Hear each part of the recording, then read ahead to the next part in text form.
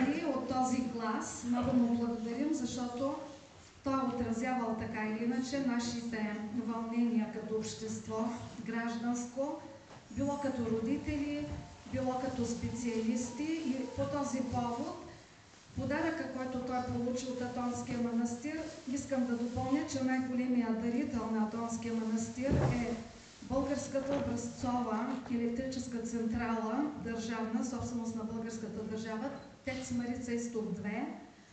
Тя е традиционно, знаково и с изключително мощно отношение към Атонския манастир. Тук присъства създателя на тази дарителска акция, господин Димо Узунов. Моля да го аплодирате.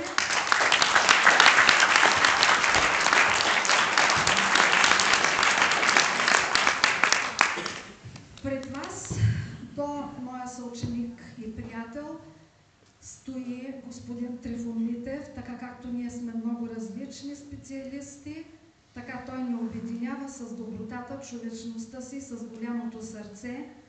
Искам всички вие да знаете, че този човек даде от кръвта си по време на голямата авария в моята област, която аз представлявам, енергетиката.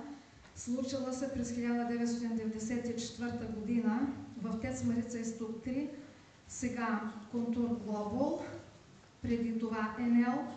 Стана най-зловещата в света авария, разцепи се бак с горещ кондензат и загинаха 26 души. Аз съм присъствала на тази авария, отразила съм я в своя книга, но господинът, аплодирайте го, беше депутат,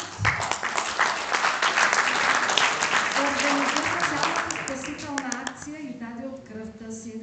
Така че ако съм взела този микрофон, то е наистина да поздравя нашия приятел за юбилея, за всичко, което той е създал. И успоредно с това да кажа, че ние като общество сме длъжни да се научим да даваме признание, да благодарим на всеки един бранш, на всеки един специалист. Ето сега в момента тук на нас ни е светло и топло, но стотици енергетици работят в ТЕЦ-2 нощна смяна, работят непрекъснато. Те не могат да са тук, а биха искали. Те не могат и да са при семействата си. И на Петър му подавам бъдеща идея да обърне внимание с вестника си върху голямата старозагорска енергетика, тъй като нашия град е дарен с един изключителен комплекс, комплексът Марица изток, който наистина безспорно даде старт на голямата енергетика в България и чрез този комплекс България зае 6-то място в света. Има какво да се помисли и там. Благодаря ви за вниманието.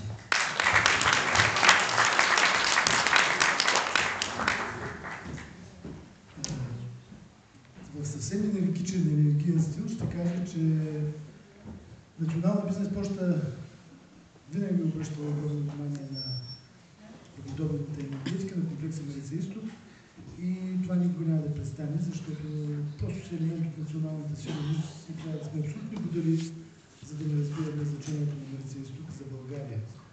Не само за Стара Загора, не само